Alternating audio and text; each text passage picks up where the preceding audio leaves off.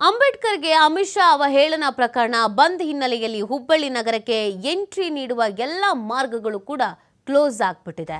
ಮಾರ್ಗಗಳು ಬಂದ್ ಹಿನ್ನೆಲೆಯಲ್ಲಿ ಪ್ರಯಾಣಿಕರು ಪರದಾಡ್ತಾ ಇದ್ದಾರೆ. 8 ಕಿಲೋಮೀಟರ್ ದೂರದಲ್ಲೇ ವಾಹನಗಳನ್ನು ತಡೆದು ಪ್ರತಿಭಟನಾಕಾರರು ಪ್ರತಿಭಟನೆ ಮಾಡ್ತಾ ಇದ್ದಾರೆ. ಹೀಗಾಗಿ ಲಗೇಜ್ ಹೊತ್ತು ಹುಬ್ಬಳ್ಳಿಯತ್ತ ನಡೆದು ಬರ್ತಾ ಇದ್ದಾರೆ ಪ್ರಯಾಣಿಕರು.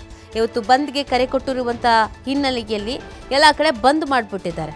ಪಾಪ ಕೆಲವರಿಗೆ ಇದ್ರ ಬಗ್ಗೆ ಅರಿವಿದೆ, ಕೆಲವರಿಗೆ ಇದ್ರ ಬಗ್ಗೆ ವಿಷಯನೇ ಗೊತ್ತಿಲ್ಲ. ಏನಪ್ಪ ಇದು ಅಂತ ಅಂದ್ಕೊಂಡು ಯೋಚನೆ ಮಾಡ್ತಾ ಇದ್ದಾರೆ. ಸೊ ಇದಕ್ಕೆ ಸಂಬಂಧಪಟ್ಟಂತೆ ಈಗ ಅಲ್ಲಿನ ಪರಿಸ್ಥಿತಿ ಹೆಂಗಾಗ್ಬಿಟ್ಟಿದೆ ಅಂತ ಅಂದರೆ, ನಾವು ಬಸ್ ಹತ್ತಿಸ್ಬೇಕು, ಬಸ್ ಹತ್ಕೊಂಡು ಹೋಗಬೇಕು, ಬೇರೆ ಕಡೆ ಹೋಗಬೇಕು ಅಂತೆಲ್ಲ ಬಯಸ್ಕೊಂಡು ಬಂದವರಿಗೆ ಏನೂ ಇಲ್ಲದಂಥ ಪರಿಸ್ಥಿತಿ ನಿರ್ಮಾಣ ಆಗ್ಬಿಟ್ಟಿದೆ. ಯಾವುದೇ ವೆಹಿಕಲ್ಸ್ಗಳನ್ನು ಒಳಗೆ ಬರೋದಕ್ಕೆ ಬಿಡ್ತಾನೆ ಇಲ್ಲ.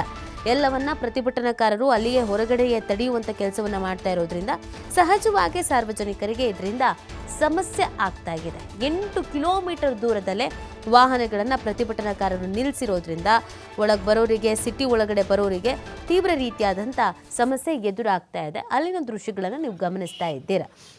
ಅಂಬೇಡ್ಕರ್ಗೆ ಅಮಿತ್ ಶಾ ಅವಹೇಳನ ಮಾಡಿದ್ರು ಅನ್ನುವಂಥ ಹಿನ್ನೆಲೆಯಲ್ಲಿ ಪ್ರತಿಭಟನೆಯನ್ನು ಮಾಡ್ತಾ ಇರುವಂಥದ್ದು. ಬಂದ್ಗೆ ಕರೆಯನ್ನು ಕೊಡಲಾಗಿತ್ತು. ಪಾಪ ಕೆಲವ್ರಿಗೆ ಗೊತ್ತಿಲ್ಲ ಇದ್ರ ಬಗ್ಗೆ, ಇಷ್ಟರ ಮಟ್ಟಿಗೆ ಹೋರಾಟ ಪ್ರತಿಭಟನೆ ಇರುತ್ತೆ ಅಂತ ಬಂದುಬಿಟ್ಟಿದ್ದಾರೆ. ಈಗ ಬಸ್ ಇಲ್ಲದೇನೆ ಬಸ್ಸಿಗೆ ಬರೋದಕ್ಕೆ ಎಷ್ಟೋ ಕಿಲೋಮೀಟ್ರ್ ನಡ್ಕೊಂಡು ಬಂದು ಸಾಕಷ್ಟು ಸಮಸ್ಯೆಯನ್ನು ಎದುರಿಸ್ತಾ ಇದ್ದಾರೆ.